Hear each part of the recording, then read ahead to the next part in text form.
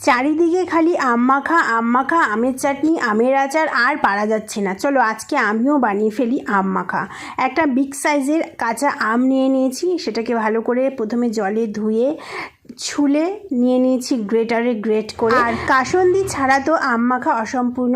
অল্প পরিমাণে কাসুন্দি ছিল, সেটাই জল দিয়ে ধুয়ে দিয়ে দিলাম। তার মধ্যে দিয়ে দিলাম চিনি, তার মধ্যে দিয়ে দিলাম নুন, তার মধ্যে দিয়ে দিলাম একটা পাকা লঙ্কা।